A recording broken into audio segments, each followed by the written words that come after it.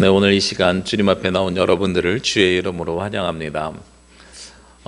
저는 아직도 이게 어색합니다. 그 성경 봉독을 하고 주여 우리 마음 여사 주의 말씀을 깨닫게 하옵소서 하고 성가대가 찬양을 해야 되는데 없이 그냥 바로 이렇게 말씀을 들어가는 것이 굉장히 아직도 저는 어색한 마음이 있습니다. 그래도 감사하게 오늘부터 예배 후에 성가대 연습하시고 그리고 다음 주부터 세워질 수 있어서 얼마나 감사한지 모르겠습니다. 모든 것이 일상으로 돌아가야 되는데 아직 일상으로 돌아가지 못하고 있지요. 앉아 계신 여러분들도 마스크를 착용한 채로 예배를 드리고 있는 가운데 있고 그리고 우리가 예배 드리는 것조차 아직도 조심스러운 상황입니다. 11월을 다음 주면 이제 11월을 마주하면서 이제 목회자로서 고민이 몇 가지 생겼습니다. 첫 번째는 11월 세 번째 주에 있을 추수감사절을 어떻게 지내야 되는가. 우리가 올해 참으로 어려운 시절을 지내왔는데 그 가운데서 어떻게 감사의 제목을 찾을 수 있을까 하는 것이 첫 번째 고민이고요. 두 번째로 11월이 들어서기 시작하면 성탄절 준비를 아이들과 함께 시작하거든요. 그런데 교회 학교 예배도 오늘 되게 오랜만에 드려지는 것 같습니다. 어떻게 하면 교회 학교가 그리고 다시 살아날 수 있을까? 개인적인 마음으로는 성탄절을 계기로 다시 회복되었으면 좋겠는데 꽤 오랫동안 쉬어왔기 때문에 그래서 이런 것들을 어떻게 준비해 가야 될까 하는 것이 목회자로서 참 고민스럽고 걱정되고 준비해야 되는 여러 가지들이 있습니다. 그리고 열심히 준비했는데 또 만약에 상황이 또 반전돼 가지고 준비한 것이 무산될 위기면 어떻게 해야 될까? 이제 플랜 B를 항상 고민해야 되는 거예요. 우리가 함께 모여서 예전처럼 예배하는 것과 그리고 플랜 B, 모이지 못하고 예배하는 것까지 고려한 프로그램을 또 준비해야 되는 것. 여러 가지들이 고민거리들이 있습니다. 그러면서 다시 한번 깨닫게 되는 것은 우리가 이 시간 함께 모여서 예배하는 이 시간이 너무나도 소중하고 귀하다라는 거죠. 우리가 예배 드릴 수 있는 것만으로도 귀하고 올 한 해 가장 커다란 깨달음이 뭐냐면 예배 드릴 수 있는 것이 얼마나 소중한 일인가 하는 것을 가장 크게 깨달은 것 같습니다. 우리가 이 땅에서 살아가면서 많은 것들이 우리 주변에 있는데 그것이 소중하다는 것을 언제 알게 되냐면 잃어버린 다음에 알게 되더란 말이에요. 가까운 사람들이 하나님 나라로 떠나게 되면 그때의 그들의 빈자리를 보면서 참으로 참 감사한 분이었는데 어떤 사람이었는데 라는 것을 기억하게 되고 그리고 우리가 늘상 드렸던 이 예배를 잃어버린 다음에 함께 모여서 예배하는 것이 얼마나 소중한가 하는 것을 경험하고 깨닫게 되더라 하는 것입니다. 우리가 마스크를 쓰면서 예배를 드린 다음에 우리가 그냥 편하게 숨 쉬는 것이 얼마나 감사한 일인가 하는 것도 깨닫게 됩니다. 우리에게 주어진 많은 것들이 있고 그것만으로도 참으로 귀한 일인데 그걸 우리가 잘 모르고 살아가다가 잃어버린 다음에 알게 되는 안타까움을 요즘 기억하게 되는 것 같습니다. 우리에게 되게 많은 것들이 자연스럽게 주어져 있어요. 여러분에게 참 많은 것들이 주어져 있습니다. 우리 추수감사절까지 한 3주 정도 남았는데요. 그 주어져 있는 것들이 무엇인지를 한번 찾아보시는 계기가 되었으면 좋겠습니다. 그렇게 우리에게 당연한 것들 있잖아요. 우리가 이 시간 주님 앞에 나와서 예배하는 것도 당연한 것 같지만 너무도 감사한 일입니다. 하나님께서 오늘 우리에게 주시는 말씀이 있는데 오늘 말씀의 제목이 사랑받는 자로 사는 법입니다. 사랑받는 자로 사는 법에서도 우리가 사랑받는 자, 하나님으로부터 사랑받는 자, 세상으로부터 사랑받는 자가 되어야 되는데 거기에도 전제가 있어요. 어떤 전제냐면 내가 나에 대해서 어떻게 생각하느냐 하는 겁니다. 내가 나를 사랑하지 못하면 하나님으로부터도 사랑받을 수 없고 다른 이들부터도 사랑받을 수가 없어요. 그래서 여러분들이 스스로 먼저 사랑을 받는 자라고 생각하셔야 됩니다.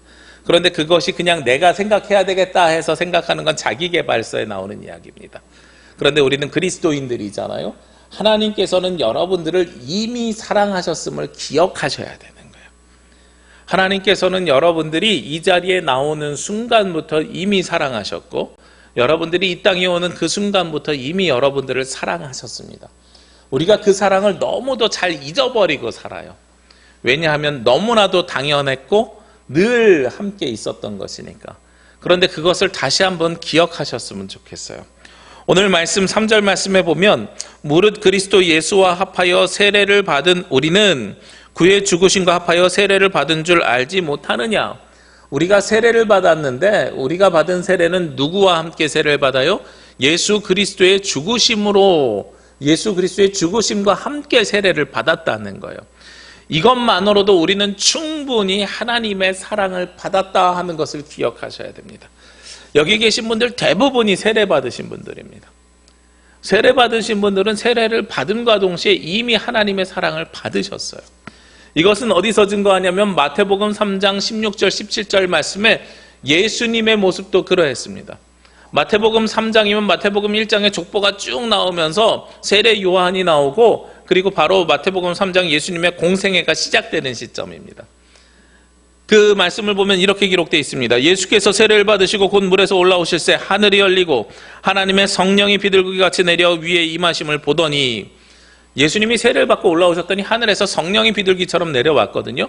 그리고 나서 하늘로부터 소리가 있어 이르되, 하늘이 열리면서 소리가 나옵니다. 하나님께서 말씀하십니다. 하나님의 음성이 들립니다. 그 하나님의 음성이 뭐였냐면 이는 내 사랑하는 아들이요 내 기뻐하는 자라 하시니라. 예수님께서 이 땅에 오셔서 하신 일이 무엇이에요? 기적을 행하셨어요. 병든 자를 고치셨어요. 말씀을 선포하셨어요. 바리새인들, 유대인들과 싸우셨어요. 논쟁하셨어요. 십자가를 지셨어요. 이 모든 일들을 한 다음에 하나님께서 내 사랑하는 아들이요 내 기뻐하는 자라 하고 말씀하신 것이 아니라, 세례를 받음과 동시에 예수님은 아무 일도 하지 않고 세례를 받음과 동시에 우리 신학적으로는 뭐라고 이야기하냐면 예수님의 공생애가 시작됐다고 하는데, 공생애라는 것은 공적인 삶이 시작됐다는 거예요.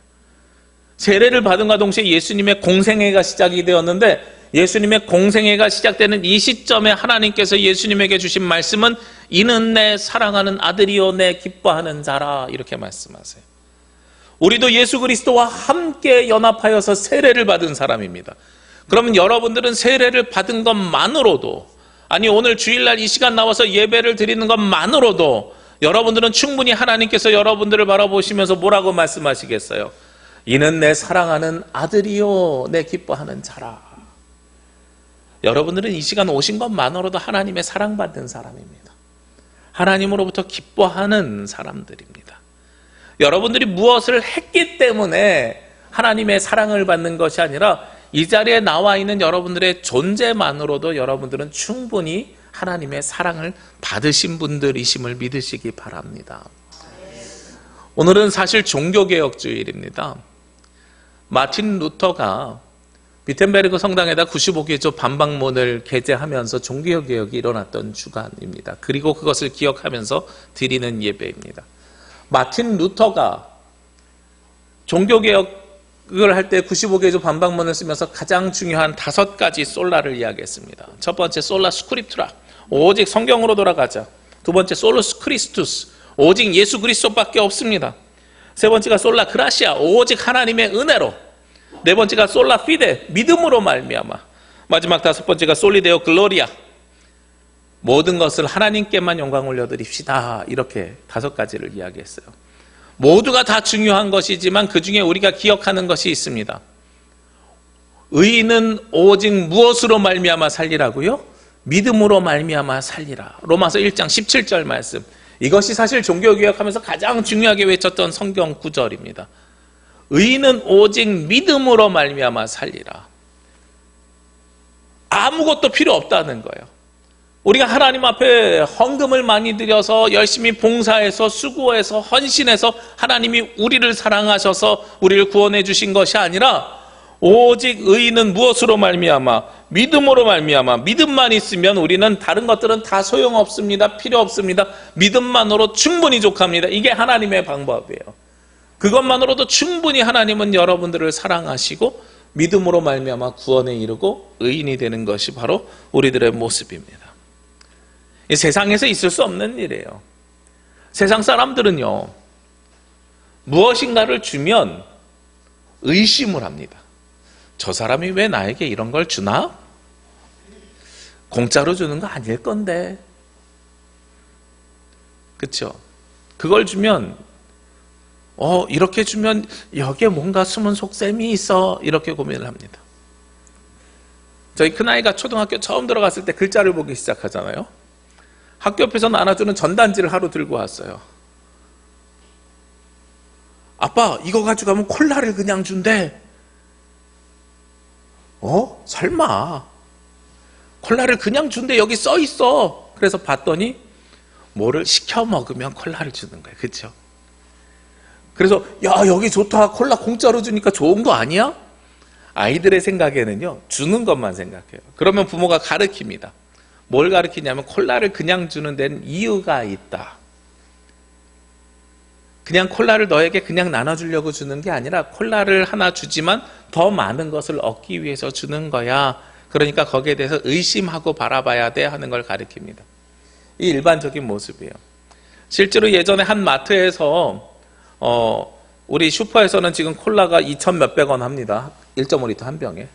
근데 그거를 800원에 팔았던 적이 있습니다. 이게 나중에 공정거래법 위반으로 다시는 그렇게 못하게 됐는데, 대형마트에서 콜라를 하나 팔아요. 800원에. 여기에서 남는 게 1원도 없어요. 그런데도 이 사람들이 파는 이유가, 인건비도 안 나오는데 파는 이유가 800원짜리 콜라 사러 와가지고 5만 원어치 장을 보고 간다는 거예요. 그러니까 숨겨진 속셈이 있는 거죠. 그래서 우리는 항상 배우기를, 누군가가 공짜로 준다 그러면 의심하고 바라봐야 되고 의심하면서 그것을 쳐다봐야 된다고 배우고 있습니다. 그런데 하나님의 사랑은요, 아무런 조건이 없습니다. 그냥 주시는 것 여러분들은 받으시면 됩니다. 그래서 우리는 믿음으로 말미암아 살아가는 사람들입니다. 우리는 하나님이 그냥 주실 것도 믿어야 되고요, 그리고 하나님께서 우리에게 은혜 베풀어 주실 것도 믿어야 되는 겁니다. 그래서 그냥 믿으면 되는 것, 그래서 그냥 하나님께서 주신 무한한 사랑을 받는 것, 이것이 바로 우리가 살아가는 방법이에요. 왜냐하면 사랑이라는 단어는요, 세상 사람들의 이해 욕구하고 달라서 뭐든지 그냥 주는 것이 사랑입니다. 부모가 자녀를 사랑하잖아요. 그러니까 부모가 자녀에게 필요한 것들을 다 제공해 줍니다. 여기 앉아 계신 분들 중에서 자녀들 키우면서 계산기 두들기는 분 계십니까? 내가 너에게 투자한 금액이 얼마니? 나중에 이자 쳐가지고 얼마로 갚아? 엄마 아빠가 나이 들어서 일을 못하면 네가 몇 %로 이자 쳐가지고 나중에 갚아야 돼. 이렇게 계산하시는 분 계세요? 아니잖아요. 그렇게 계산해서 자녀를 키우는 게 아니라 그냥 주는 거죠. 우리는 이걸 내리사랑이라고 합니다. 자녀에게 주는 사랑, 내리사랑입니다. 그리고 부모님들이 그런 말씀하세요. 나에게 해주지 말고 네 자녀들에게 잘해줘. 나에게 갚을 생각하지 말고 네 자녀들에게 잘해줘. 그게 나에게 해주는 거야. 하나님도 똑같은 마음으로 우리를 바라보십니다. 하나님께서 여러분들을 사랑하시는데, 여러분들을 사랑하실 때는 여러분들에게 무엇인가를 받기 위해서 사랑하는 것이 아니라 여러분들이 다른 사람에게 그 사랑을 나눠주라고 여러분들을 사랑해 주시는 거예요. 아무런 조건이 없이 그냥 내려서 주시는 사랑이 하나님의 사랑입니다. 그래서 우리가 사랑받는 자로 사는 첫 번째 모습이 어떤 모습이냐면, 내가 하나님의 사랑을 받고 있다는 것을 기억하시고요, 그리고 그것을 생각하셔야 됩니다. 그래서 그것을 우리가 충분히 느끼셔야 돼요. 그래서 하나님께서 여러분들이 이 자리에 나와서 예배드리는 순간, 아니 여러분들이 이미 이 땅에 오신 그 순간, 하나님은 여러분들을 충분히 사랑하고 계십니다 하는 것을 믿으시기를 원합니다. 이게 사랑받는 자로 사는 첫 번째 모습입니다. 그것을 믿은 다음에는요, 그 다음에는 내가 하나님의 사랑을 받고 있음을 의식해야 돼요. 그냥 믿고만 끝나는 것이 아니라 의식해야 됩니다. 우리가 의식하고 살아가는 사람과 의식하지 않고 살아가는 사람들이 차이가 있습니다. 우리는 많은 일들이 몸에 배어있는 습성이나 습관대로 살아갑니다. 아침에 눈 뜨자마자 해야 되는 일, 예배당에 오면 해야 되는 일들이 있지요. 그리고 그것이 습관이나 습성이 돼야 됩니다. 우리가 신앙생활을 어릴 때부터 배워오고 신앙생활의 훈련을 잘 받으신 분들은 주일날 교회 오자마자 제일 먼저 하는 게 하나님 앞에 기도하는 겁니다.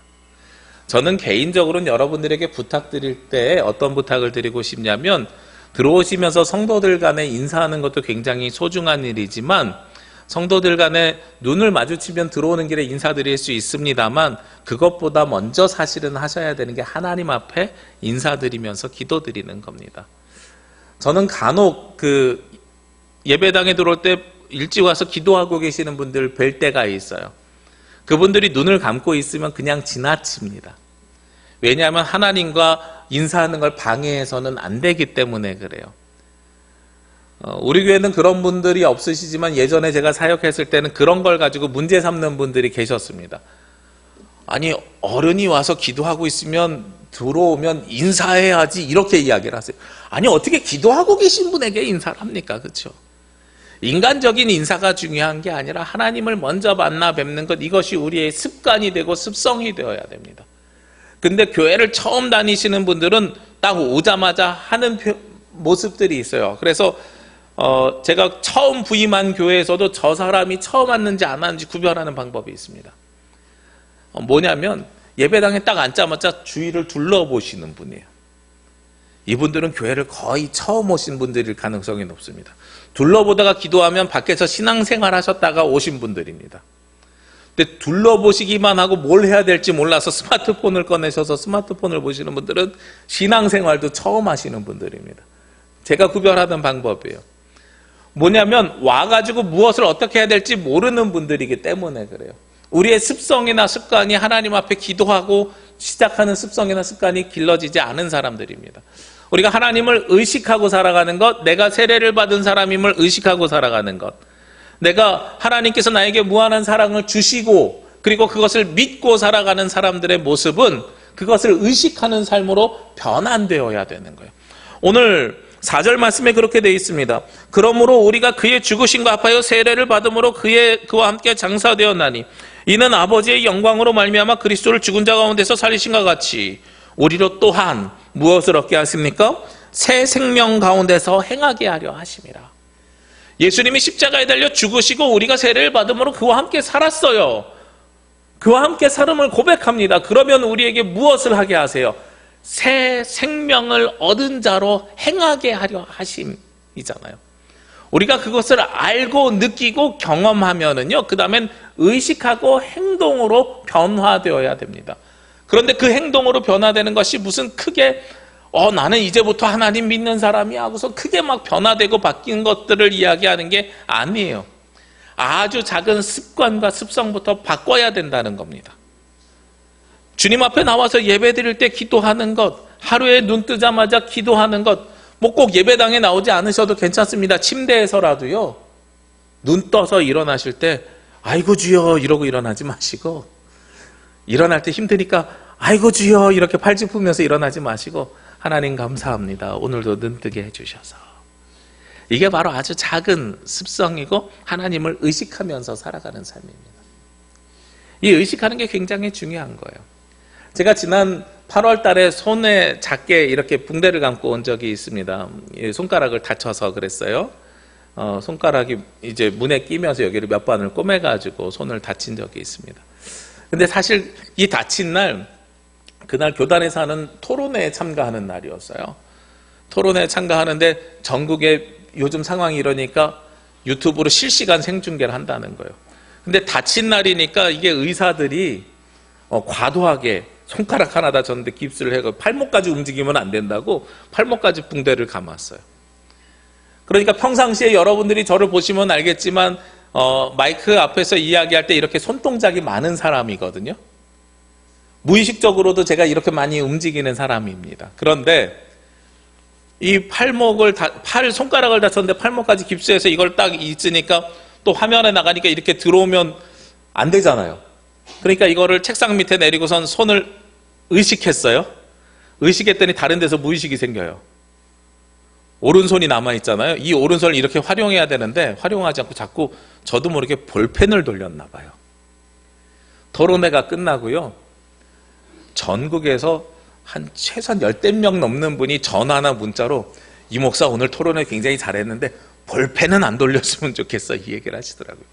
또 다른 무의식이 생겨난 거예요. 그래서 두 번째 토론회 할 때부터는 의식하고 어떻게 했냐면 손을 책상에다 이렇게 올려놓고 했습니다. 저희 목회자들이 설교 실습을 배울 때요, 이 동작이 자연스러워지기 전에는 어떻게 하라고 교수님들에게 배우냐면 강대상 위에 두 손을 이렇게 올려놓고 설교하라고 배웁니다. 그래서 올해는 오지 않았습니다만 코로나로 인해서 실습이 바뀌었어요. 영상 만들어 제출하는 걸로 바뀌었는데 우리 매년 요주에 항상 목회 실습생이 와서 전도사님들이 설교하시거든요. 전도사님들 오시면 대부분 손동작 안 하고 손을 이렇게 올려놓고 설교합니다. 그렇게 배워요. 그게 익숙해진 다음에 동작을 추가할 수 있는 거예요. 이게 기본이니까. 의식한다는 게 바로 그런 겁니다. 내가 강대상에 올라가서 일단 손을 올려놔야 되겠다 하면 올려놓고 할 수 있습니다. 오늘은 좀 자연스럽게 해야 되겠다 그러면 의식하지 않고 습관과 습성대로 합니다. 우리가 그리스도인임을 의식하고 세례받은 사람임을 의식하고 하나님께서 나를 사랑하여 주심을 의식하고 살아가야 되거든요. 그래서 세상 사람들과 우리가 구별된 삶을 살아가려면 아주 작은 것에서부터 의식하면서 살아가는 삶을 살아가셔야 됩니다. 세상 사람들에게 보여지는 무슨 식당에서 기도하는 거 요즘 참 불편해졌어요. 목사님들 모여가지고 식사하는데 식당에서 기도하면 사람들이 막 눈초리가 이상해집니다. 저 목사들 또 왔나 봐 이런. 그거는 성경에 나오는 것은 그거자라는 것은 의식하는 게 아니라 사실은 외식하는 겁니다. 내가 그걸 세상 사람들에게 보여주기 위해서 한다면. 의식하는 거는요, 내가 보이지 않는 곳에서도 그리스도인임을 기억하면서 살아가는 겁니다. 제가 한 분에게 소개를 받아가지고 어떤 책인지 궁금해서 지금 주문해 놓은 책이 있습니다. 책 제목이 세상에 무해한 사람이 되고 싶어라는 책입니다. 아직 읽어보지는 못했습니다만 누가 써놓은 서평을 보니까 분리수거하는 것부터 아주 작은 일들을 실천해가는 방법론들이 에세이처럼 기록되어 있다는 거예요. 세상에 무해한 사람이 되고 싶어. 아마 환경 관련된 책인 것 같아요. 그러면서 이 책을 읽은 분이 저에게 소개를 시켜주는데 분리수거 잘하고 계세요? 그러는 거예요. 저 분리수거 열심히 합니다. 그랬더니 분리수거에 보이지 않는 것들 하셔야 돼요. 그러면서 하시는 말씀이 제가 궁금했던 것들을 이야기해 주시더라고요. 사실은 종이 버리는 날 종이 버리잖아요. 토요일이면 종이 버리는 날입니다. 그래서 저는 교회에서 모아놨던 일주일 동안 모아놨던 종이를 대부분 다 토요일에 버리는데 버릴 때 궁금했던 것들이 있어요. 종이 버리는 날 종이를 버리면 그 종이에 붙어있는 테이프나 아니면 택배 올 때 붙어있는 스티커 이런 것들도 재활용될 수 있을까 궁금했거든요. 근데 이 책에 써있대요. 뭐라고 써있냐면 종이 버릴 때 스카치 테이프 다 띄고 택배 테이프 다 띄고 크리넥스 화장지 보면은 휴지하고 박스가 있지만 그 사이에 비닐이 껴있잖아요. 그거 껴서 버려야 된다는 거예요. 우리 페트병 있잖아요. 페트병 버릴 때 페트병은 비닐과 플라스틱으로 되어 있어요. 우리 분리수거하는 거 보면 비닐과 플라스틱을 나눠서 버리게 되어 있습니다. 이거 떼어서 버려야 된다는 거예요. 플라스틱 버릴 때 음식물 씻어서 버려야 된다는 거예요. 생각보다 디테일하게 해야 되는 일들이 많아요. 그래서 그 얘기 듣고 그렇게 다 띄어서 버리려고 하거든요. 근데 가지고 내려오면 저희 집 앞에 크린하우스 있잖아요. 화가 나요. 사람들이 그냥 툭 집어넣고 가거든요. 그 안에 보니까 캔도 있고 플라스틱도 있고 다 있어요. 근데 종이 버린 날 툭 집어넣고 가요. 그러면 속으로 그런 생각이 듭니다. 다른 사람들도 다 그냥 버리는데 나도 그냥 버려 말어. 이런 고민이 듭니다. 아무도 보지 않습니다. 거기에 대해서 문제 삼지 않습니다. 그런데요, 우리가 그리스도인임을 의식하고 살아가는 것은 이렇게 보이지 않는 곳에서 우리 아까 강장로님 기도하신 것처럼 세상의 환경을 위해서 우리가 할 수 있는 작은 일들을 해 나가야 되는 거예요. 제가 이 책 주문해서 이제 주중에 올 건데 읽으면 다시 한번 소개시켜 드릴게요. 나는 세상에 무해한 사람이 되고 싶어. 제목부터 되게 은혜롭잖아요. 세상 사람들의 해가 되지 않는 사람이 되고 싶다. 이게 바로 새 생명을 가진 사람들이 행하는 모습입니다. 우리가 하나님의 사랑을 충분히 받았어요. 그럼 하나님의 사랑을 받은 사람은 세상으로부터도 칭찬받는 자가 되라고 지난주에 말씀드렸어요. 세상으로부터 칭찬받는 사람이 되는 방법이 무엇이냐면 바로 하나님께서 주신 사랑을 내가 세상을 향해서 드리는 거예요. 그런데 그것은 눈에 보이는 것, 사람들이 알아주는 것, 이런 것들을 표현하는 것이 사랑이 아니라 보이지 않는 곳에서 내가 할 수 있는 작은 일들을 해내 나가는 것. 저는 이 비닐 하나 띄는 것, 스티커 하나 띄는 것, 이러한 일들을 행하는 사람들이 늘어나면 늘어날수록 누군가가 그 길을 걷기 시작하고 따라 걷는 사람들이 늘어나고 그 일을 행하는 사람들이 많아지면 저는 분명히 세상이 변할 거라고 믿습니다. 그리고 그 일의 시작은 예수 그리스도로부터 은혜를 받은 사람, 하나님의 사랑을 받은 사람들이 새 생명 가운데서 새롭게 행함을 시작할 때에 그 첫걸음이 시작되는 것입니다. 그리고 오늘 마지막으로 세 번째로 사랑받는 사람은 이런 모습으로 살아가라고 이야기합니다. 5절 말씀에 보면 만일 우리가 그의 죽으심과 같은 모양으로 연합한 자가 되었으면 또한 그의 부활과 같은 모양으로 연합한 자가 되리라. 어떤 삶이요? 예수 그리스도와 연합한 자로 살라는 거거든요. 예수님처럼 살으라는 이야기입니다. 어떻게 사는 것이 예수님처럼 살아가는 것이고 예수님과 연합한 자로 살아가는 것입니까?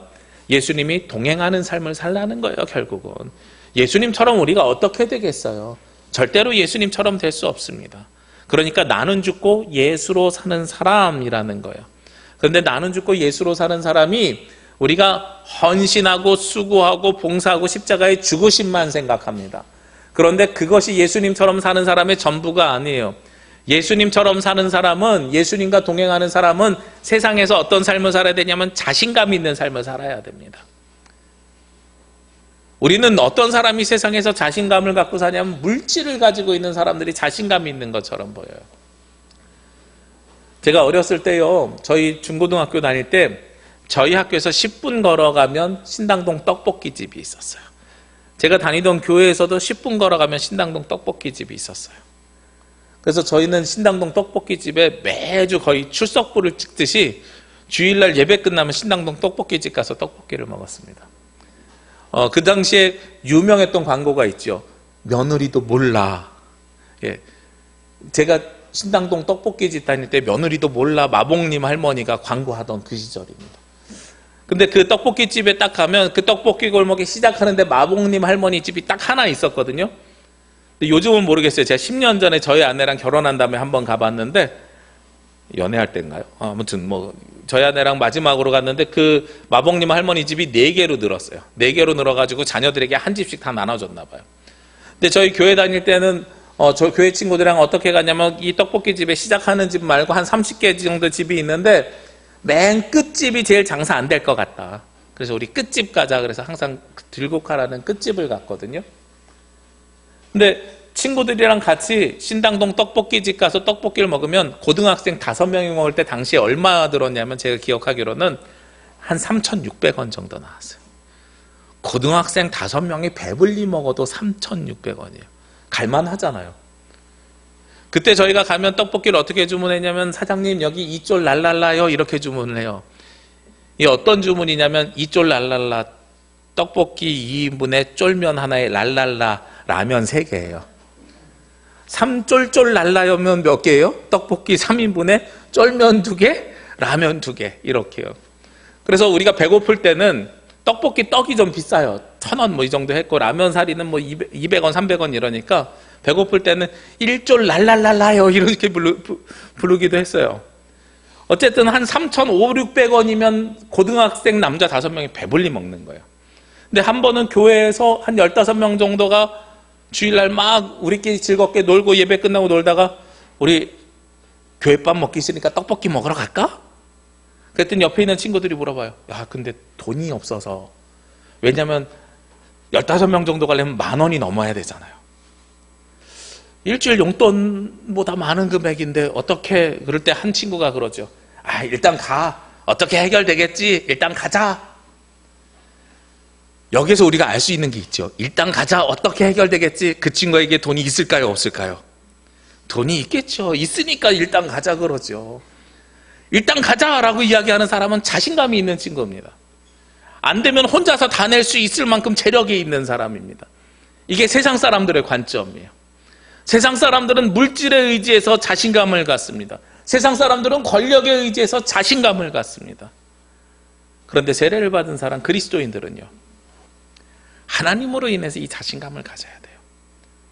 왜냐하면 하나님께서 우리를 바라보시면서 뭐라고 말씀하셨어요? 아까 시작할 때 말씀드렸죠. 예수님이 세례를 받으실 때 뭐라고 말씀하셨다고요? 마태복음 3장 17절에 이는 내 사랑하는 아들이요 내 기뻐하는 자라. 그리고 우리가 로마서 6장에 보니까 예수 그리스도와 연합했고 하나 됐고 그러면서 세례를 받아서 우리도 누구처럼요? 예수님처럼 되었다는 거잖아요. 그럼 우리도 하나님으로부터 어떤 사람이 됩니까? 내 사랑하는 자요, 내 사랑하는 아들이요, 기뻐하는 자가 되는 거죠. 그러니까 우린 누구로 인해서 자신감 가져야 돼요? 하나님으로 인해서 자신감 가져야 돼요. 제가 고3 때 수능 시험이 딱 끝나고요, 그날 저녁에 집에 가면서 어디를 들리냐면 예배당에 들렸어요. 예배당에 들려서 하나님 앞에 기도하고 가려고 예배당에 들렸는데, 제가 생각해보면 제가 고등학교 때가 제일 신앙이 좋았던 것 같아요. 그런데 그렇게 딱 들어가는데 이제 퇴근하고 나가는 사무실에 집사님을 만났어요. 집사님 보자마자 성진아, 오늘 시험 쳤지? 네. 어떻게 잘 쳤어? 집사님 죽을 것 같아요. 죽을 것 같아요. 왜? 너 잘하잖아. 아니에요, 이번에 망친 것 같아요. 어떡해요? 이러다 대학 못 갈지도 모르겠어요 하고서 씩 웃었거든요. 그랬더니 집사님이 하신 말씀이, 걱정하지 마, 너 백이 있잖아. 제가 무슨 백이 있습니까? 그리고 아무리 백이 있어도 시험으로 그게 가능합니까? 하나님 백이 있는데 무슨 걱정이야, 이 얘기를 하더란 말이에요. 제가 그때 되게 큰 감동받고 하나님 앞에 들어가서 시험 결과와 상관없이 감사기도 드렸어요. 우리가 이 땅에서 살아가면서 자신감을 가지고 살 수 있는 이유는 세상에 물질이 있기 때문에, 명예가 있기 때문이 아니고요, 권력이 있기 때문이 아니고요, 하나님이 우리의 백이 되어주시기 때문에 그래요. 하나님이 우리의 아버지가 되어주십니다. 예수 그리스도와 함께 살고 예수 그리스도처럼이라는 말의 시작은 예수님처럼 십자가를 지십시오, 예수님처럼 고생하십시오, 예수님처럼 어려운 사람들을 도와주십시오라는 말씀이기도 하지만 그 이전에 전제가 있는 거예요. 우리가 잃어버린 전제 무엇입니까? 너는 하나님의 아들이야, 내 사랑하는 아들이야, 내 기뻐하는 자야. 너 그리스도와 함께 연합했잖아. 내가 널 사랑하니 이 세상에서 자신감 가지고 살아. 어디 가서 꿀리지 마. 내가 백이 돼줄게 라고 말씀하시는 것이 우리 하나님이시라는 거예요. 그래서 우리는 사랑받는 자로 사는 겁니다. 우리가 이 땅에서 이보다 훌륭한 백이 어디 있고 이보다 훌륭한 분이 어디 계십니까? 그래서 여러분들에게 부탁드리고 싶은 거는요, 어디 가든지, 그리고 지금 참 어렵잖아요. 세상이 어렵잖아요. 어렵더라도 포기하지 마시고 하나님 붙잡고 열심히 이겨내시기를 원합니다. 그러면 분명히 하나님께서 든든하게 여러분들을 붙잡아 주십니다. 가끔 집에서 저희 아내가 음식을 하다 말고 여보 하고 불러요. 불러서 가면 요 병 좀 따줘라고 이야기를 해요. 병 따달라고 이야기할 때 이 병이 쉽게 따지면, 아니 병 따는 거 하나 못해서 저기 있는 사람 불러서 병 따주려고 짜증이 날 것 같아요. 근데 가서 보면 이게 뚜껑이 꾸덕꾸덕하게 굳어가지고 잘 안 따지는 거예요.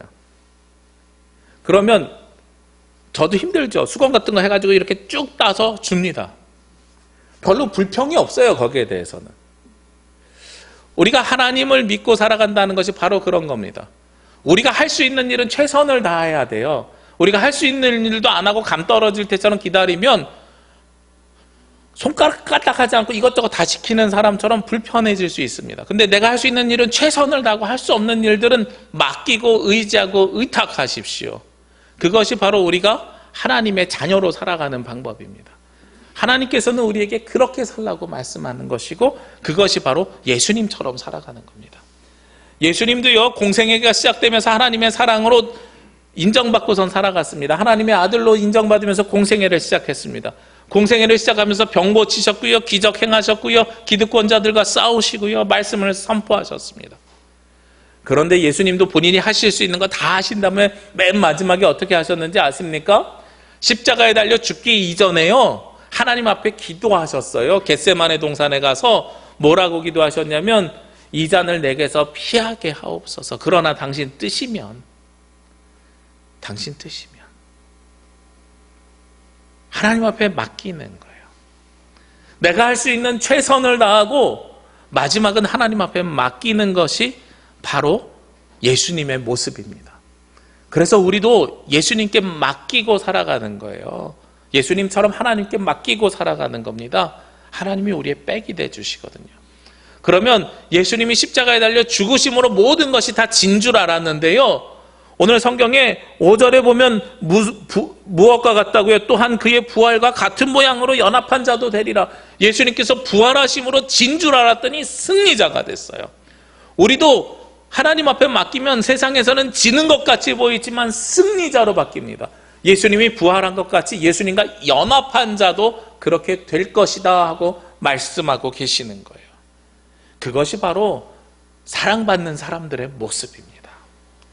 우리가 이번 한 주간 세상에서 살아가시면서요, 하나님께서 여러분들을 사랑하여 주심을 믿으시길 원하고, 여러분들이 그것을 의식하면서 작은 행동이라도 하나 습성과 습관을 변화시키시길 원합니다. 그리고 세상이 아무리 어렵더라도 걱정하지 마시고 예수님처럼 하나님의 자녀로 하나님께 모든 것을 맡기고 의지하고 의탁하면서 살아가신다면 예수님이 진 것 같지만 이기는 자가 됐고 죽으신 것 같지만 부활을 통해서 새 생명을 우리에게 주신 것처럼 우리도 이 어려운 세상 속에서 지는 것 같지만 이기는 자가 되고 우리가 죽은 것 같지만 부활한 자가 되는 역사가 저와 여러분이 함께하게 될 줄 믿습니다. 기도드리겠습니다. 사랑과 은혜가 충만하신 아버지 하나님, 이 시간 주님 앞에 나와 기도와 간구하심을 통해서 하나님께 나올 수 있도록 인도하여 주시니 감사합니다. 하나님께서 우리와 함께하여 주심을 이 시간 믿고 고백합니다. 저희들 사랑하여 주옵시고 그 사랑을 경험하게 하시고 그 사랑을 느끼고 의식하며 그 사랑을 전하는 자들 되게 하여 주옵소서. 하나님, 저희들 세상을 살아가면서 때로는 어려움과 힘듦과 고난을 당합니다.